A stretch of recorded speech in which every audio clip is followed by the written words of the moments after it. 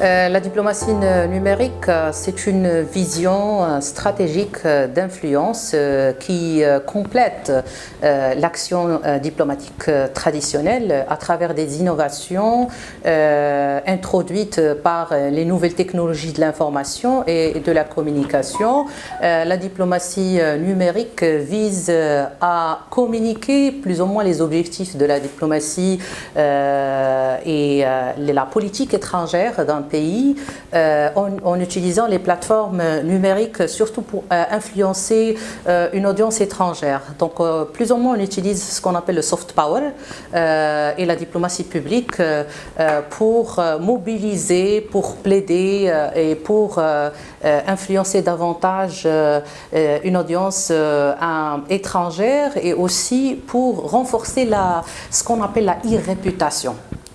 Aujourd'hui, tous les pays reposent sur des études pointues, des études stratégiques pour évaluer leur e-réputation. Et il y a ce qu'on appelle des classements aujourd'hui au niveau mondial, principalement sur Twitter, parce que la diplomatie a commencé beaucoup, plus ou moins a commencé par l'utilisation de Twitter. Presque la quasi-totalité des ministères des Affaires étrangères dans le monde utilise Twitter. Aujourd'hui, il y a un rapport annuel qui s'appelle Twiplomacy qui fait l'évaluation de l'influence des leaders et aussi des diplomates au niveau de Twitter.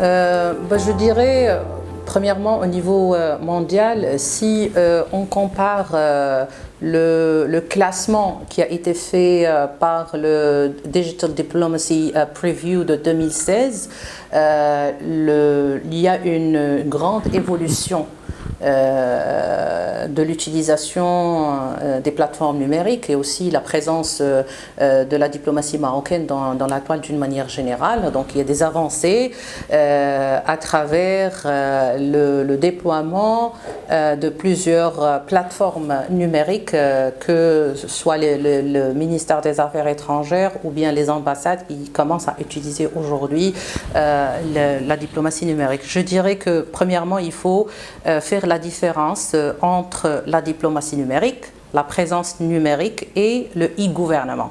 Parce que, pour moi, c'est un package. Donc, vous savez, après Corona, il y a une redéfinition de ce qu'on appelle la pratique diplomatique, surtout que le monde aujourd'hui connaît une transformation digitale très avancée et accélérée. Donc cela a poussé tous les gouvernements à digitaliser tous les services publics et ça a touché bien sûr la pratique diplomatique. Donc aujourd'hui on passe sur le mode de télétravail, on passe sur les stratégies de management 3.0, on utilise beaucoup plus les plateformes numériques. Mais je dirais que cela ne peut pas remplacer la diplomatie traditionnelle. Pourquoi? Parce que le cœur de la diplomatie, d'une manière générale, repose sur les négociations bilatérales, multilatérales, donc ça nécessite un effort, des rencontres. Donc la diplomatie, d'une manière générale, connaît beaucoup de challenges aujourd'hui, mais il y a une évolution importante au niveau de développement d'une stratégie pointue. Je peux donner des exemples, soit au niveau en Afrique ou au niveau mondial.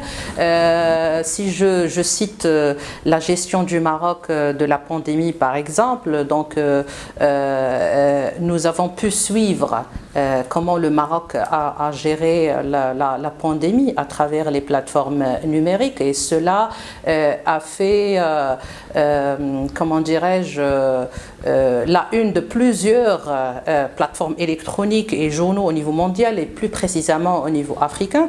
Je citerai l'initiative de Sa Majesté le roi Mohamed VI pour renforcer la coopération sud-sud pour la lutte contre la pandémie.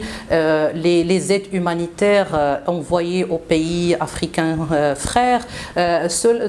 Tout cela a vraiment changé, même la vision des Africains sur le Maroc. Comme vous savez, le Maroc revient à son institution ou sa maison institutionnelle qui est l'Union africaine après une grande absence, et cela nécessite vraiment une forte présence dans les réseaux sociaux pour changer les perceptions négatives sur le Maroc et aussi faire le plaidoyer au niveau du continent africain.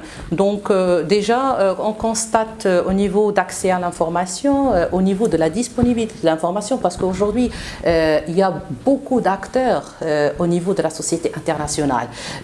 Donc cela nécessite beaucoup d'interactions, et on a vu que la diplomatie marocaine, surtout au niveau du continent africain, soit durant les périodes des sommets africains ou d'autres rendez-vous de grande envergure relatives à la question nationale, soit au niveau des Nations Unies ou au niveau de l'Union africaine, une forte présence qui a aussi pu mobiliser non seulement une audience étrangère, mais aussi les Marocains qui commencent aujourd'hui à défendre les intérêts du Maroc sur les plateformes électroniques et plus précisément sur les réseaux sociaux.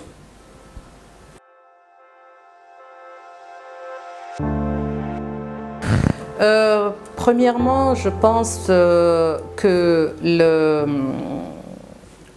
l'Afrique se digitalise plus en moins, surtout quand j'ai cité après coronavirus. Nous, on a suivi plus ou moins les efforts entrepris par beaucoup de pays. Il y a des pays africains qui sont très avancés au niveau numérique. Donc déjà avec l'avancée de l'utilisation des smartphones au niveau africain, et l'utilisation des plateformes numériques, surtout après coronavirus. Donc, même si l'Afrique connaît beaucoup de problèmes de connectivité, vu déjà la surcharge d'utilisation, parce qu'il y a une grande montée d'utilisation des utilisateurs africains qui sont aujourd'hui socialement engagés dans les plateformes numériques, mais en termes d'infrastructure, je pense que il reste beaucoup de choses à faire en termes de renforcement d'infrastructures numériques, surtout qu'aujourd'hui on parle de la mise en disponibilité ou le développement des politiques digitales inclusives. Parce qu'aujourd'hui, tous les services sont digitalisés. Néanmoins, il y a les populations vulnérables, il y a les personnes qui vivent dans les régions lointaines ou le monde rural qui n'ont pas accès ni au smartphone, ni aux tablettes, ni à la connexion, et qui ont exclu de l'utilisation de ces plateformes numériques. Aujourd'hui, c'est un fait avec Corona, avec la distanciation sociale.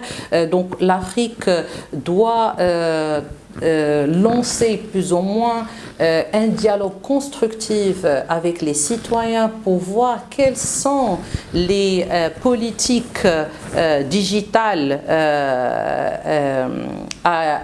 et les priorités qui concernent la population africaine pour que tout le monde puisse bénéficier de ces plateformes numériques. Donc je pense, je dirais oui, il y a une forte utilisation, mais l'Afrique connaît encore beaucoup de challenges par rapport à d'autres continents.